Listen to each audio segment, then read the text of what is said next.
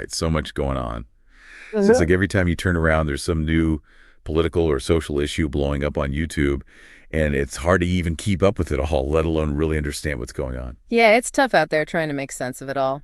But that's what we're here for, right? Exactly. So today we're going to take a deep dive into one of these videos that's been making some waves. It's from a channel called The Ring of Fire, and the title is Giddy Trump Appointee Announces Mass Deportations to Begin Immediately. Oh, wow. That title's pretty attention-grabbing right off the bat, huh? No kidding. Yeah.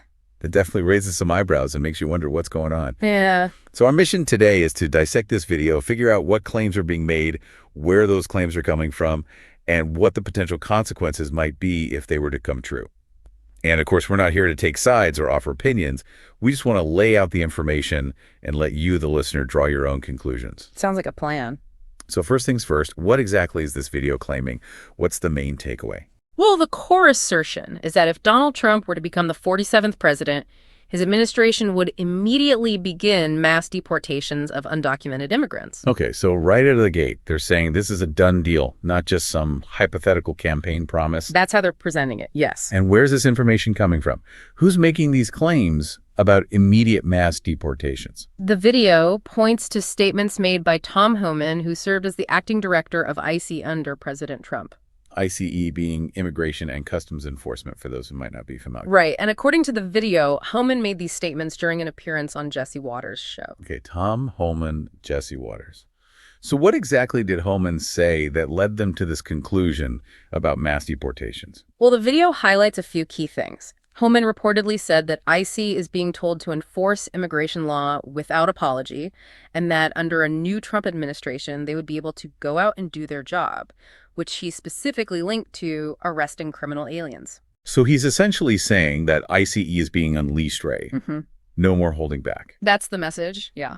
And did he give any specifics about timing or location?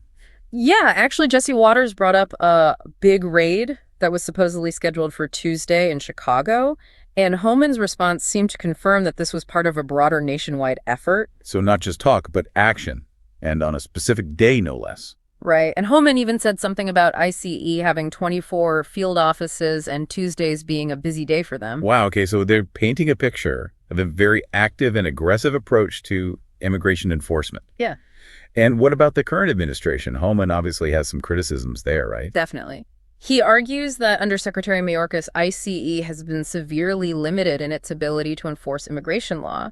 He claims that agents were essentially prevented from arresting people solely for being in the country illegally, and that arrests were only allowed if someone had been convicted of a serious crime or posed a national security threat. So in Homan's view, the current administration has basically tied ICE's hands. That's his argument? Okay, so we've got Homan's perspective, but now the YouTube video pushes back hard on his claims, right? They do. They call his description of current ICE policy a complete and total fabrication and say that the limitations he describes simply don't exist. So pretty strong disagreement there. Absolutely. And the video goes on to offer what they claim is evidence that contradicts Homan's assertions. Oh, really? Like what kind of evidence? They state that deportations have actually increased under President Biden compared to the Trump administration. That's an interesting claim. And they go even further, saying that ICE has caught more criminals and seized more drugs in the last 4 years than under Trump. So they're saying that not only is Homan wrong about ICE being restricted, but that enforcement has actually been more effective recently. That's their argument. This is fascinating, right? Two completely different interpretations of what's happening with immigration enforcement.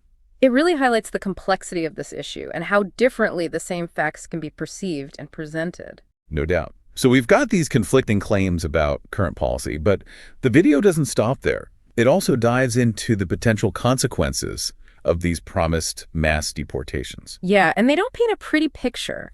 They argue that such a policy would immediately create both a humanitarian crisis and an economic crisis in the U.S. Okay, let's break that down. What kind of humanitarian crisis are they talking about? Well, they talk about the trauma of families being separated, people being uprooted from their communities, and the potential for human rights violations. And on the economic side, what are their concerns?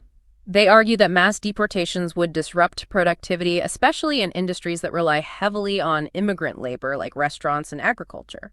So they're saying restaurants might have trouble finding staff, and farmers might not have enough workers to harvest their crops. Right. And they even bring up stories about farmers, some of whom are self-described Trump voters, who are now worried about the potential impact on their livelihoods. Wow. So even people who might support stricter immigration policies in theory are starting to see the potential downsides in practice. It's a really interesting point. And did they also mention something about Newt Gingrich being skeptical of mass deportations? Yeah, they bring up that Gingrich has reportedly expressed doubts about the feasibility of such a policy. So even within conservative circles, there's some pushback on this idea. Seems like it. All right, so let's try to sum this up. We've got Tom Homan saying that mass deportations are imminent based on the idea that ICE has been held back by the current administration.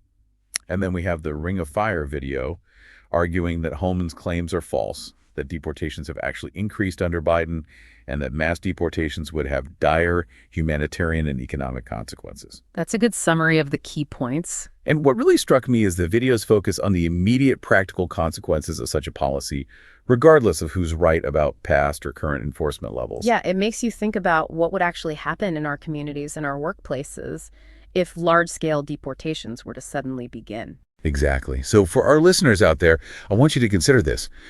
What would be the impact on your community, on the businesses and industries you interact with, if this scenario were to unfold? Think beyond the headlines and try to imagine those second-order effects, the ripple effects that might not be immediately obvious. It's a complex issue with far-reaching implications, and this deep dive is just a starting point for your own reflection. Well said. And on that note, we'll wrap it up for today. Make sure to subscribe to our channel for more deep dives into the most pressing issues of our time. And as always, thanks for listening. See you next time. Take care.